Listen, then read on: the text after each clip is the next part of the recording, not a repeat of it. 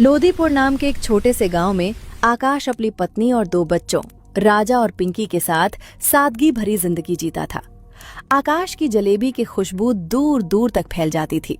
घी में तली हुई कुरकुरी और रस से भरी जलेबी देखते ही लोगों के मुंह में पानी आ जाता। वहीं गांव की नोक पर बिरजू भी अपना जलेबी का ठेला लगाता था, लेकिन बिरजू ना तो सफाई पर ध्यान देता था और ना ही जलेबी बनाने में दिल लगाता था। बिरजू, तुमसे तो कुछ काम होता ही नहीं है। जलेबी बिकती नहीं और रोज जल्दी ठेला बंद करके घर आ जाते हो। ऐसे कैसे चलेगा घर? अजीत, मतलब भाग्यवान। मैं क्या करूं? पूरे दिल से जलेबी बनाता हूं, तेल भी सही, चाशनी भी गाढ़ी। फिर भी जब नहीं बिकती तो इसमें मेरी क्या गलती?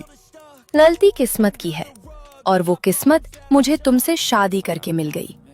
देखो आकाश को, उसकी जलेबी पर तो लोग टूट पड़ते हैं। मेरी भी तो वही जलेबी है, वही हाथ, पर शायद भगवान ने मेरे हिस्से में खाली ठेला ही लिखा है। काश मेरी शादी आकाश से हुई होती, कम से कम पेट तो भर जाता। ये सुनकर बिरजू का दिल जैसे टूट जाता है। ठंडी सुबह थी, कोहरा इतना घना था कि सामने का रास्ता भी साफ दिखाई नहीं दे रहा था। बिरजू अपने ठेले पर खड़ा खड़ा झपकी ले रहा था। ना घर में इज्जत है, ना बाहर कोई पूछने वाला। लोग कहते हैं मेहनत करो, पर मेहनत तो मैं भी करता हूँ। फिर मेरी जलेबी क्यों नहीं बिकती? अगर आकाश इस गांव में ठेला ना लगाता तो मेरी जलेबी भी चल जाती। हर बार वही आगे निकल जाता है। ठंड और गुस्से में उसके दिमाग में एक गलत ख्याल आता है। वो खुद से लड़ता है, पर मन की कमजोरी हावी होने लगती है। उलझे हुए मन के साथ वो आकाश के ठेले की ओर बढ़ जाता है। अरे बिरजू, क्या बात है? आज तूने अपना ठेला नहीं लगाया? सुबह सुबह मेरे ही ठेले पर आ गया। क्या बताऊं आकाश भाई, ठेला लगाकर भी क्या फायदा? गांव वाले जलेबी तो आपकी ही खाते हैं। अरे ऐसा मत बोल यार, मेहनत करने वाले को भगवान कभी खाली हाथ नहीं रखता। चल मेरे लिए भी जलेबी लगा दे, आज हाथ बढ़ जाएगा। मैं क्या करने जा रहा हूँ? ये तो गलत है, पर मेरी हालत का जिम्मेदार भी तो यही हालात हैं। बिरजू आकाश की नजर बस्ती के साथ ही वो केमिकल जलेबिया में मिला देता है। अरे बिरजू भाई, जलेबी तो खा लो, गरम गरम है। बिरजू चौंक जाता है। नहीं नहीं आकाश भाई, बाद में खा लूंगा। मुझे कुछ काम याद आ गया, मैं चलता हूँ। वो जल्दी जल्दी वहाँ से हट जाता है। दिन ढल चुका था, ठंड बढ़ गई थी और आकाश के ठेले की आखिरी जलेबी बच गई। आज बच्चे जलेबी के लिए मचल रहे थे, ये रह गई है। घर ले चलता हूँ, बच्चों के काम आएगी। वो ठेला बंद करता है और तेज कदमों से घर की ओर करें। अरे गोरी, बच्चे कहाँ हैं? दिखाई नहीं दे रहे। वो बाहर खेलने गए हैं, अभी लौट आएंगे। मैं बच्चों के लिए जलेबी लाया था, पर ठंडी हो जाएगी, तुम ही खा लो। ठीक है, मुझे भी बहुत भूख लगी है, दे दो। वो जलेबी खा लेती है और थोड़ी देर बाद आराम करने के लिए लेट जाती है। गोरी इस दुनिया से चली जाती है। क्या हुआ? ऐसा मुंह क्यों बना रखा है? भाग्यवान, मुझसे बहुत बड़ी गलती हो गई। अब क्या कर दिया? काम काज तो तुमसे होता नहीं है। मैं आकाश के ठेले पर गया था, गलत नियत से। मैंने सोचा था कि उसकी जलेबी खाने वालों की तबीयत बिगड़ेगी और लोग मेरे ठेले पर आएंगे। क्या तुम इतना नीचे गिर सकते हो? मुझे नहीं पता था कि आकाश वो जलेबी घर ले जाएगा और उसकी पत्नी को। हे भगवान, ये तो मैंने कभी सोचा भी नहीं था। तुमसे मेहनत नहीं होती और दूसरों की जिंदगी से खेलने चले हो। कम से कम उसकी ग्राहक होते तो भी। ये क्या कर डाला तुमने? उसकी पत्नी, घर की लक्ष्मी। भाग्यवान, मुझसे पाप हो गया, मुझे माफ कर दो। बस किसी को मत बताना। मैं किसी को नहीं बताऊंगी, लेकिन अब तुम्हारे साथ नहीं रह सकती। भाग्यवान, ऐसा मत करो, मैं सुधर जाऊंगा। दरवाजा बंद हो गया। घर में सन्नाटा छा गया। बिरजू अकेला फर्श पर बैठ गया, सिर पकड़कर। आकाश की आंखें सूनी थीं, चेहरे पर ऐसा दर्द जैसे सब कुछ खत्म हो गया हो। उसने कांपते हाथों से अपनी पत्नी का अंतिम संस्कार किया। गोरी, तुम बच्चों को छोड़कर इतनी जल्दी क्यों चली गई? बच्चों, तुम चिंता मत करो, मैं तुम्हारा पापा हूं। तुम्हें कभी अकेला महसूस नहीं होने दूंगा। पिताजी, जब से मम्मी गई हैं, मेरा बिल्कुल भी दिल नहीं लगता। न खाने का मन करता है, न खेलने का। देखो बच्चों, मैं वादा करता हूं, मैं कुछ न कुछ इंतजाम जरूर करूंगा। हम कहीं बड़ा घर लेंगे, नई जगह रहेंगे, शायद वहां जाकर थोड़ा सुकून मिले। गौरी के जाने के बाद आकाश की जिंदगी जैसे एक ही मकसद पर टिक गई थी। दिन हो या रात, धूप हो या ठंड, वो अपनी जलेबी की दुकान लगातार खोलने लगा था। मैं टूट सकता हूं, लेकिन बच्चों का भविष्य नहीं टूटने दूंगा।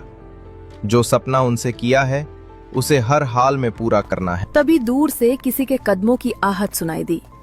अरे आकाश भाई, इतनी रात तक जलेबी का ठेला खोल रखा है, आराम नहीं करना क्या? नहीं भाई, आराम तो बाद में भी हो जाएगा, अभी तो मुझे पैसों की बहुत जरूरत है। सुना है भाई, घर में बहुत बड़ा दुख हुआ है, भगवान तुम्हें हिम्मत दे। दुख तो है भाई, लेकिन बच्चों के सामने मुझे मजबूत बनना है। उनके सपने मेरी नींद से ज्यादा जरूरी हैं। हिम्मत वाला आदमी है तू। चलो फिर मेरे लिए गर्मा गर्म जलेबी लगा दो। लो भाई, गरम है, संभाल कर खाना। ग्राहक ने एक जलेबी तोड़ी, खाकर मुस्कुरा दिया।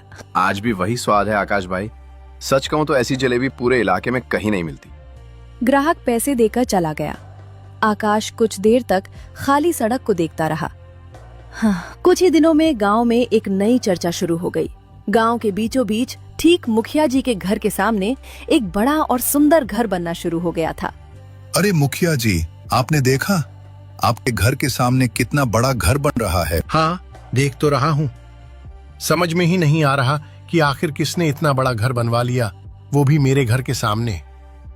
मुखिया जी, एक बात कहें, जब ये घर पूरा बन जाएगा ना, तो आपकी पुरानी इज्जत थोड़ी कम हो जाएगी। वो कैसे? अरे, जिस किसी का भी ये घर होगा, लोग उसी की तारीफ करेंगे। इतना बढ़िया घर, लोग कहेंगे कि इससे अच्छा तो मुखिया जी का भी नहीं है। अरे नहीं नहीं, इज्जत घर से थोड़ी होती है, इज्जत तो ओहदे से होती है। मेरे सामने, मेरे घर से भी बड़ा, ये कैसे हो सकता है?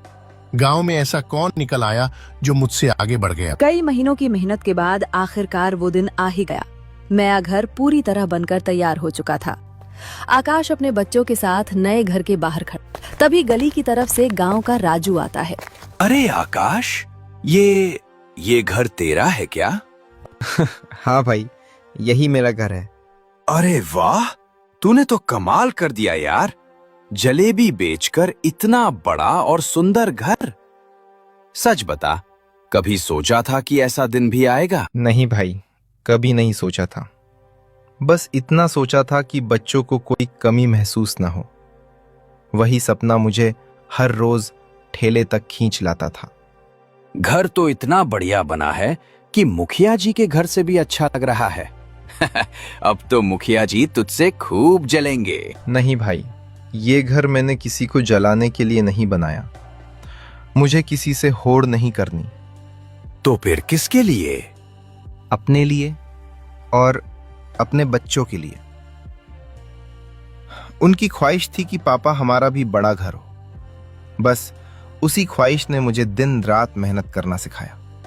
सच कहूं आकाश, आज तुझसे एक बात सीखने को मिली।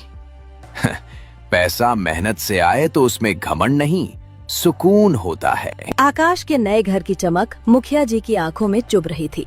सुबह होते ही उन्होंने अपना गमछा कंधे पर डाला और सीधे बिरजू के ठेले की तरफ चल दिए। अरे बिरजू, सुना है तेरी पत्नी तुझे छोड़कर चली गई? हाँ मुखिया जी, कुछ बात हो गई थी, इसलिए चली गई। अरे कैसी बात हो गई थी, हमें भी तो बता जरा। मुखिया जी, बताने लायक कुछ नहीं है, आप बताइए, जलेबी खाने आए हो या नहीं? नहीं रे बिरजू, मैं तेरी जलेबी खाने नहीं आया, मैं तो तेरी भलाई की बात करने आया हूँ। मेरी भलाई? वो कैसे? देख बिरजू, जब से तूने गांव में ठेला लगाया है, तेरा धंधा वैसे का वैसा ही है। हाँ, और आकाश को देख, दिन ब दिन आगे बढ़ता जा रहा है। देखा है ना उसका घर कितना बड़ा बना लिया है बच्चों के लिए, और तू आज भी वहीं खड़ा है, वहीं ठेला। उसका नसीब अच्छा था मुखिया जी, इसलिए बना लिया। मैं क्या कर सकता? नसीब नहीं बिरजू, चालाकी और सही मौके का फायदा। आप क्या कहना चाहते हो? मैं तेरे साथ हूं बिरजू। तेरे हालात मैं समझता हूं। बदले में तुझे अच्छी कीमत मिलेगी और फिर देखना तेरा ठेला ही गांव में चलेगा। एक तरफ पैसा, इज्जत और दूसरी तरफ फिर वही गलत रास्ता। सुबह की धूप तेज होने लगी थी। आकाश का ठेला हमेशा की तरह लोगों से घिरा हुआ था। अरे बिरजू भाई, आज बड़ी जल्दी आ गए। क्या बात है, जलेबी खाने का मन कर गया क्या? हाँ हरी, मतलब आकाश, सोचा तेरी जलेबी खाता हुआ ही चलता हूँ। वैसे भी गांव में तेरी जलेबी का नाम है। सच कह रहा है बिरजू, आकाश की जलेबी खाए बिना सुबह अधूरी लगती है। बिरजू नजर बजने के साथ ही आकाश की जलेबी में कुछ केमिकल डाल देता है। बिरजू वहाँ से चला जाता है और जो दो ग्राहक खड़े होते हैं वो जलेबी खा लेते हैं। जलेबी खाते ही उनकी हालत बुरी हो जाती है। आप सब लोग ध्यान से मेरी बात सुनिए। आप सभी की तबीयत एक ही वजह से खराब हुई है। डॉक्टर साहब, क्या हमें कोई बड़ी बीमारी लग गई है? नहीं, ये कोई फैलने वाली बीमारी नहीं है, लेकिन जो आपने खाया था उसमें किसी ने जानबूझकर कुछ गलत मिला दिया था। मतलब जलेबी में? हाँ, आप सभी ने एक ही जगह से जलेबी खाई थी और उसी की वजह से आपकी हालत बिगड़ी।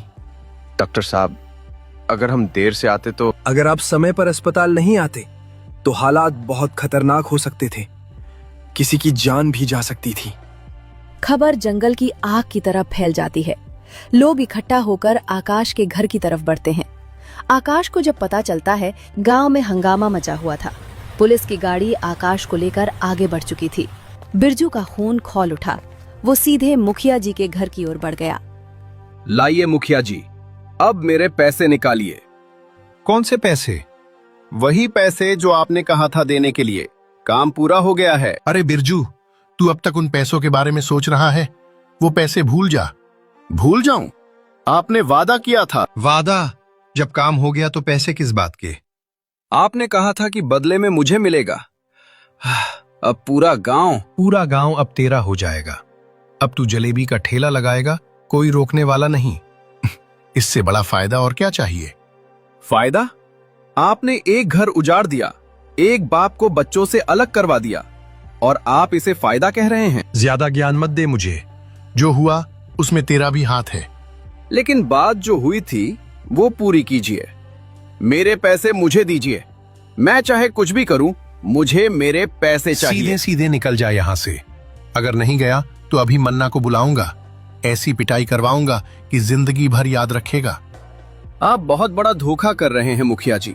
आज नहीं तो कल इसका हिसाब जरूर होगा। बिरजू बिना कुछ कहे पलट जाता है और गुस्से में घर के बाहर निकल आता है। बिरजू आकाश के घर के बाहर खड़ा था। सामने आकाश के दोनों बच्चे चुपचाप खड़े थे। ये मैंने क्या कर दिया? इन मासूम बच्चों से उनकी मां छिन गई और इनके बाप को भी इनसे दूर कर दिया।